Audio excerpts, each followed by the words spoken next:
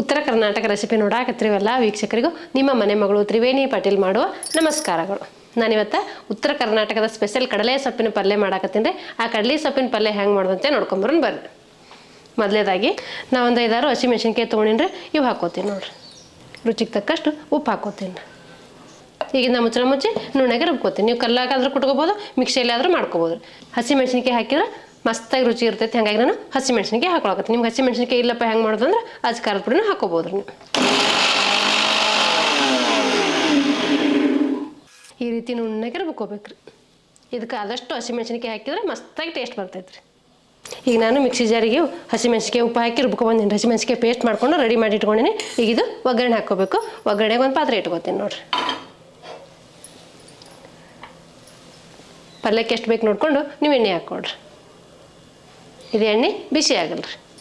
ಈಗ ನೋಡಿರಿ ಎಣ್ಣೆ ಬಿಸಿ ಆಗೈತಿ. ನಾ ಸಾಸಿವೆ ಹಾಕೋತೀನಿ ನೋಡ್ರಿ. ಸ್ವಲ್ಪ ಜೀರಿಗೆ ಹಾಕ್ಕೋತೀನಿ ರೀ. ನಾನು ಒಂದು ಗಡ್ಡೆ ಬೆಳ್ಳುಳ್ಳಿ ಜಜ್ಜಿಟ್ಟಿನಿ, ಬೆಳ್ಳುಳ್ಳಿ ಹಾಕ್ಕೋತೀನಿ ನೋಡ್ರಿ. ಸ್ವಲ್ಪ ಕರಿಬೇವು ಕಟ್ ಮಾಡಿಟ್ಕೊಂಡಿನಿ, ಕರಿಬೇವನ್ನ ಹಾಕ್ಕೋತೀನಿ ನೋಡ್ರಿ.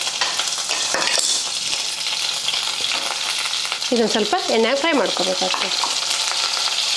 ಕರಿಬೇವನ್ನ ನೀರಂಶ ಇರ್ತೈತಿ ಅಲ್ರಿ, ಹಾಗಾಗಿ ಸಿಡಿ ಸಾಧ್ಯತೆ ಇರ್ತೈತಿ. ನೀವು ನೋಡ್ಕೊಂಡು ಹಾಕ್ಕೋಬೇಕಾಗ್ತದೆ ರೀ. ಏನು ಹಸಿಮೆಣ್ಸಿನ್ಕಾಯಿ ಪೇಸ್ಟ್ ಏನು ಮಾಡ್ಕೊಂಬಂದಿದ್ನಲ್ಲ ಅದು ಹಾಕ್ಕೋತೀನಿ ನೋಡ್ರಿ. ನಿಮ್ಗೆ ಹಸಿಮೆಣ್ಸಿನ್ಕಾಯಿ ಪೇಸ್ಟ್ ನೀವು ನೋಡ್ಕೊಂಡು ಹಾಕೋರಿ. ಖಾರ ನಿಮ್ಗೆ ಜಾಸ್ತಿ ಬೇಕಂದ್ರೆ ಜಾಸ್ತಿ ಹಾಕೋರಿ, ಕಮ್ಮಿ ಬೇಕಂದ್ರೆ ಕಮ್ಮಿ ಹಾಕೋರಿ. ನಮ್ಮ ಮೆಣಸಿನ್ಕಾಯಿ ಖಾರ ಜಾಸ್ತಿ ಅದಾವ, ಹಾಗಾಗಿ ನಾನು ಸ್ವಲ್ಪ ಕಮ್ಮಿ ಹಾಕ್ಕೊಂಡು ನೋಡ್ರಿ.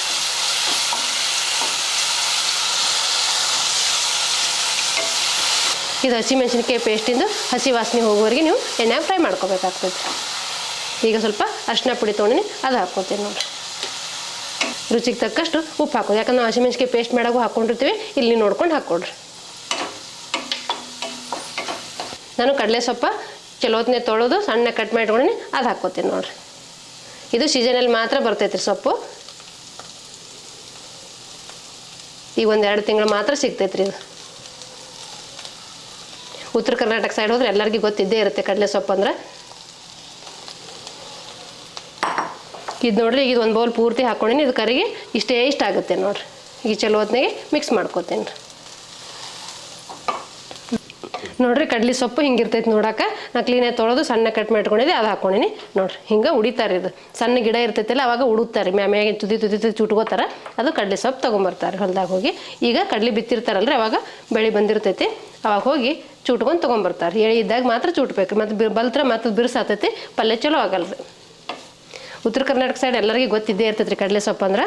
ಈ ಕಡೆ ಬೆಂಗಳೂರಾಗೆಲ್ಲಿ ಸಿಗ್ತೈತಿ ಎಲ್ಲ ಗೊತ್ತಿಲ್ಲ ನನಗೆ. ನಾನು ಆ ಕಡೆಯಿಂದನೇ ತಂದು ಮಾಡಾಕತ್ತೀನಿ ನೋಡಿರಿ.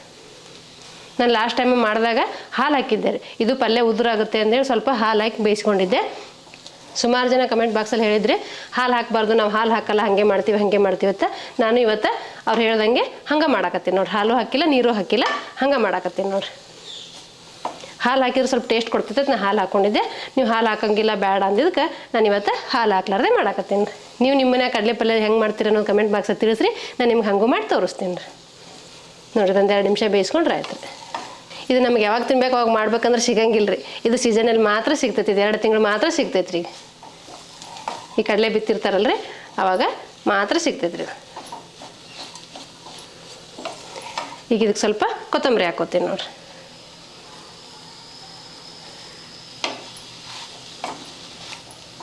ಕೊತ್ತಂಬರಿ ಹಾಕಿ ಮಿಕ್ಸ್ ಮಾಡಿದ್ರೆ ಇದು ಕಡಲೆ ಸೊಪ್ಪಿನ ಪಲ್ಯ ರೆಡಿ ಆಯ್ತು ರೀ. ಬಿಸಿ ಬಿಸಿ ರೊಟ್ಟಿಗೆ ಮಸ್ತ್ ಕಾಂಬಿನೇಷನ್ ಇರ್ತೈತೆ ರೀ.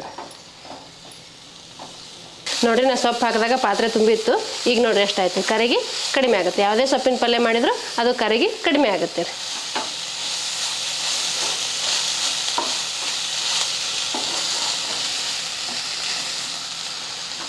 ಈಗ ಪಲ್ಯ ರೆಡಿ ಆಯ್ತು ರೀ. ಈಗ ನೋಡಿರಿ, ಇದು ಕಡಲೆ ಸೊಪ್ಪಿನ ಪಲ್ಯ ರೆಡಿ ಆಗೈತಿ. ನಾ ಆ ಕಡೆ ಎತ್ತಿಡ್ತೀನಿ ರೀ. ಆ ಕಡೆ ಎತ್ತಿಟ್ಬಿಟ್ಟು ರೊಟ್ಟಿ ಮಾಡೋಕೆ ಜಿಗಿಟ್ಟು ಹಾಕೋತೀನಿ ರೀ. ಇದಕ್ಕೆ ರೊಟ್ಟಿನೇ ಕಾಂಬಿನೇಷನ್ ರೀ. ರೊಟ್ಟಿ ಮಾಡಿದ್ರೆ ಮಸ್ತಾಗಿರ್ತೈತೆ. ಹಾಗಾಗಿ ನಾನು ಕಡಲೆ ಸೊಪ್ಪಿನ ಪಲ್ಯ ಮಾಡಿದ್ನಲ್ಲ, ಹಾಗಾಗಿ ರೊಟ್ಟಿ ಮಾಡಾಕ್ತಿದ್ದೆ. ಹಾಗೆ ನಿಮ್ಮ ಜೊತೆಗೂ ಶೇರ್ ಮಾಡ್ಕೊಂಡ್ರೆ ಆಯ್ತೈತೆ, ಶೇರ್ ಮಾಡ್ಕೊಳಕತ್ತೀನಿ. ನಾನು ರೊಟ್ಟಿ ವಿಡಿಯೋಗಳು ಸುಮಾರು ಹಾಕಿನ್ರಿ, ನೀವು ನೋಡ್ಕೊಂಡು ಮಾಡ್ಕೊಬೋದು ರೀ. ಈಗ ಇದಕ್ಕೆ ನೀರು ಹಾಕೋತೀನಿ ನೋಡಿರಿ. ಇವು ನೀರು ಕಾಯಿಲ್ರಿ. ನೀರು ಕಾಯ್ದ ನಂತರ ಜಿಗಿಟ್ಟು ಹಾಕೊಳ್ಳೋಣ ರೀ. ಈಗ ನಾನು ನೀರು ಕಾಯಕ್ಕೆ ಇಟ್ಟೀನಿ ರೀ. ಅವು ನೀರು ಕಾಯಿಲಿ ಅಷ್ಟೊತ್ತಿಗೆ ನಾನು ಹಿಟ್ಟು ಹಾಕೋತೀನಿ ನೋಡಿರಿ. ನಾನು ಜೋಳದ ಹಿಟ್ಟು ತೊಗೊಂಡಿನಿ, ಹಿಟ್ಟು ಹಾಕೋತೀನಿ. ಇದಷ್ಟು ಹಚ್ಚಾಕಿ ಇಡ್ತೀನಿ ರೀ. ಬಡಿಯಾಗಬೇಕಾಗುತ್ತೆ ರೀ. ಇದಿಷ್ಟು ಇಡ್ತೀನಿ. ಈಗ ಅವು ನೀರು ಕಾಯ್ದ ನಂತರ ಇಲ್ಲಿ ತಂದು ಹಾಕ್ಕೊಂಡು ಹಿಟ್ಟು ಕಲಸ್ಕೊತೀನಿ ರೀ. ಈಗ ನಾನು ನೀರು ಕಾಯಿಸ್ಕೊಂಬಂದಿನಿ ರೀ, ಅವು ಹಾಕೋತೀನಿ ನೋಡಿರಿ.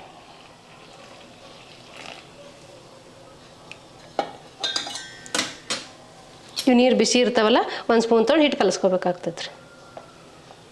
ನಾನು ಜಿಗಟ್ ಹಾಕೋದು 2-3 ನಿಮಿಷ ತೋರಿಸಿನಿ ರೀ.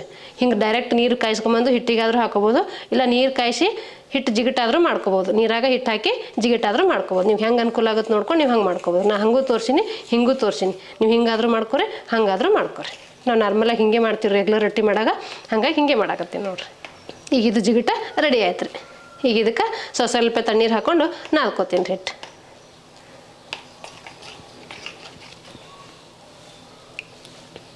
ಇದು ಜಿಗಿಟ್ಟೆಲ್ಲ ಹಿಟ್ಟಿನ ಜೊತೆ ಮಿಕ್ಸ್ ಆಗ್ಬೇಕು ರೀ.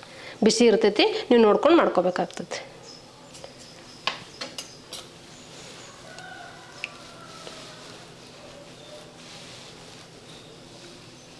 ನೋಡಿರಿ ಈಗೆಲ್ಲ ಜಿಗಿಟ್ಟು ಹಿಟ್ಟಿನ ಜೊತೆ ಮಿಕ್ಸ್ ಆಗೈತಿ. ಈಗ ಇದಕ್ಕೆ ಸ್ವಲ್ಪ ನೀರು ಹಾಕ್ಕೊಂಡು ನಾದ್ಕೋತೀನಿ ರೀ. ಉತ್ತರ ಕರ್ನಾಟಕ ಸೈಡು ಎಲ್ಲರೂ ರೊಟ್ಟಿ ಮಾಡೇ ಮಾಡ್ತಾರೆ. ನನಗಿನ್ನ ಮಸ್ತಾಗಿ ರೊಟ್ಟಿ ಮಾಡ್ತಿರ್ತೀರಿ. ನಾ ಇವತ್ತು ಕಡಲೆ ಸೊಪ್ಪಿನ ಪಲ್ಯ ಮಾಡಿದ್ನೆಲ್ಲ ಅದ್ರ ಜೊತೆ ಕಾಂಬಿನೇಷನಿಗೆ ಮಾಡಾಕತ್ತಿದ್ದೆ, ಹಾಗಾಗಿ ನಿಮ್ಮ ಜೊತೆಗೂ ಶೇರ್ ಮಾಡ್ಕೊಳಕತ್ತೀನಿ.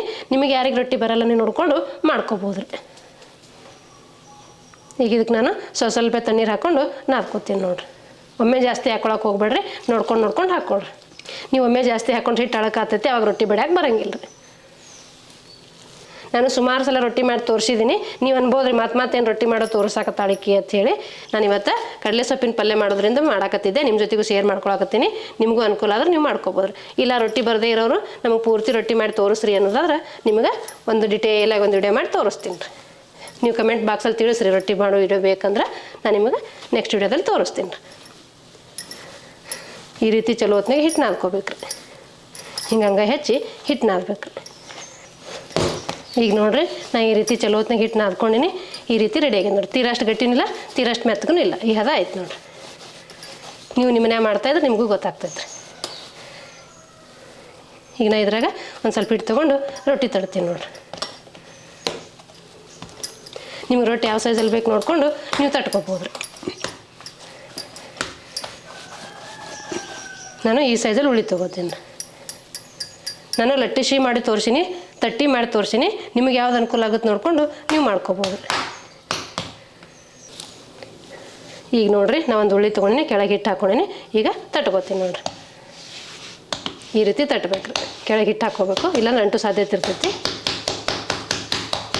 ಒಂದು ಕೈಲೇ ಹಿಂಗೆ ಫೋಲ್ಡ್ ಮಾಡ್ಬೇಕು ರೀ ಹೆಬ್ಬಟ್ಲೆ, ಈ ಕೈಲೇ ಹಿಂಗೆ ಕ್ಲೋಸ್ ಮಾಡಬೇಕು, ಈ ಕೈಲೇ ತಟ್ಟಬೇಕು ರೀ.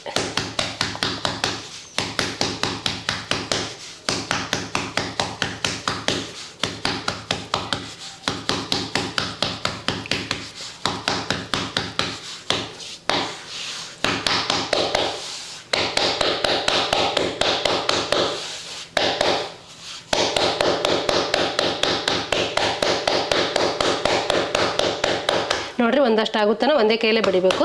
ಸ್ವಲ್ಪ ದೊಡ್ಡದಾದ್ಮೇಲೆ 2 ಕೈಲೇ ತಟ್ಟಬೇಕು. ಈಗ 2 ಕೈಲೇ ಬಡಿತೀನಿ ನೋಡಿ.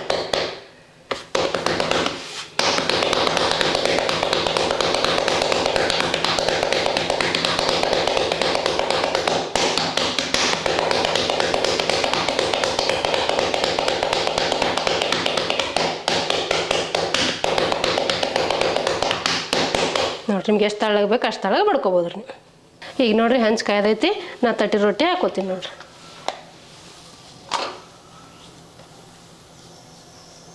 ಈಗ ಇದಕ್ಕೆ ನೀರು ಹಚ್ಕೋತೀನಿ ನೋಡಿ. ಒಂದು ಕಾಟನ್ ಬಟ್ಟೆ ತೊಗೊಂಡು ನೀರು ಹಚ್ಕೋಬೇಕಾಗ್ತೈತೆ ರೀ.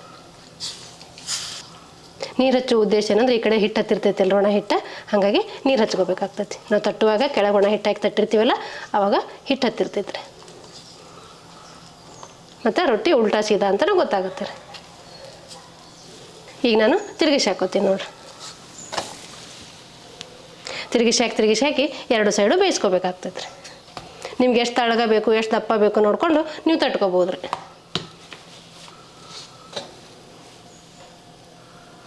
ನೀವು ಸ್ವಲ್ಪ ದಪ್ಪ ಮಾಡಿದ್ರೆ ಹೊಟ್ಟೆ ಉಬ್ತೈತೆ ರೀ, ಸ್ವಲ್ಪ ತಳ್ಳಗೆ ಮಾಡಿದ್ರೆ ಹೊಟ್ಟೆ ಉಬ್ಬ ಇಲ್ಲರಿ. ನಿಮ್ಗೆ ಹೊಟ್ಟೆ ಉಬ್ಬೇಕಂದ್ರೆ ಸ್ವಲ್ಪ ದಪ್ಪಗೆ ಮಾಡ್ಕೊರಿ, ಇಲ್ಲ ನಡಿತೈತೆ ತೆಳ್ಳಗೆ ಬೇಕನ್ನೋದಾದ್ರೆ ಈ ರೀತಿ ಮಾಡ್ಕೊಳ್ರಿ. ನೋಡಿರಿ 2 ಸೈಡು ಬೇಯಿಸ್ಕೊಂಡಿನಿ. ಈಗ ತಕ್ಕೋತೀನಿ ನೋಡಿರಿ. ಈಗ ಇದು ರೊಟ್ಟಿ ರೆಡಿ ಆಯ್ತು ರೀ. ಈ ರೀತಿ ದಂಡಿ ಎಲ್ಲ ಕಣ್ಣು ಬೀಳಂಗೆ ಬೇಯಿಸ್ಕೋಬೇಕು ನೋಡಿರಿ. ಈಗ ಇದು ಬೆಂದೈತ್ರಿ, ನಾ ತಕ್ಕೋತೀನಿ ನೋಡಿರಿ. ಈಗ ನಾ ಮಾಡ್ಕೊಂಡಿರೋ ರೊಟ್ಟಿ ಸರ್ವ್ ಮಾಡ್ತೀನಿ ನೋಡಿರಿ. ನಾನು 2 ರೊಟ್ಟಿ ಮಾಡ್ಕೊಂಡಿನಿ. ಈಗ ನೋಡಿರಿ ನಾ ಕಡಲೆ ಸೊಪ್ಪಿನ ಪಲ್ಯ ಮಾಡ್ಕೊಂಡಿದ್ನೆಲ್ಲ ಅದು ಸರ್ವ್ ಮಾಡಾಕತ್ತೀನಿ ನೋಡಿರಿ. ಈಗ ನಾನು ಹಾಗೆ ಸ್ವಲ್ಪ ನಿಮ್ಗೆ ತೋರ್ಸಾಕತ್ತು ಹಸಿ ಕಡಲೆ ಸೊಪ್ಪು ಇಟ್ಟಿದ್ನೆಲ್ಲ ಅದು ಗಾರ್ನಿಷಿಗೆ ಹಾಕ್ಕೋತೀನಿ ನೋಡಿರಿ. ಇದು ಕಡ್ಲಿ ಸೊಪ್ಪು ಬಿಸಿಲಿಗೆ ಹಾಕಿ ಒಣಗಿಸಿಟ್ರೆ ನಿಮಗೆ ಎನಿ ಟೈಮ್ ನೀವು ಕಾಳು ಪಲ್ಯಗಳಿಗೆ ಹಾಕೋಬೋದು, ಹೆಸರು ಕಾಳು ಪಲ್ಯಗೆ ಹಾಕೋಬೋದು, ಹುಳಿ ಕಾಳು ಪಲ್ಯಗೆ ಹಾಕೋಬೋದು, ಎಲ್ಲ ಕಾಳು ಪಲ್ಯಗಳಿಗೆ ಹಾಕಿ ಮಾಡ್ಬೋದು ರೀ. ಈಗ ನಾನಿದು ಒಣಗಿಸಿ ಇಟ್ಕೊಂಡಿರ್ತೀನಿ ರೀ, ವರ್ಷದ ಪೂರ್ತಿ ನಮ್ಗೆ ಯಾವಾಗ ಬೇಕಾವಾಗ ಮಾಡ್ಕೋಬೋದು ರೀ. ನೋಡಿದ್ರಲ್ರಿ ವೀಕ್ಷಕರೇ, ಉತ್ತರ ಕರ್ನಾಟಕದ ಸ್ಪೆಷಲ್ ಕಡಲೆ ಸೊಪ್ಪಿನ ಪಲ್ಯ ಮಾಡೋದನ್ನ. ಈ ಕಡಲೆ ಸೊಪ್ಪಿನ ಪಲ್ಯ ಮಾಡೋ ಪದ್ಧತಿ ನಿಮ್ಗೆ ಇಷ್ಟ ಆಗಿತ್ತಂದ್ರೆ ಒಂದು ಲೈಕ್ ಮಾಡಿರಿ, ಶೇರ್ ಮಾಡಿರಿ, ಕಮೆಂಟ್ ಮಾಡಿರಿ, ಸಬ್ಸ್ಕ್ರೈಬ್ ಆಗಿರಿ. ಧನ್ಯವಾದಗಳು.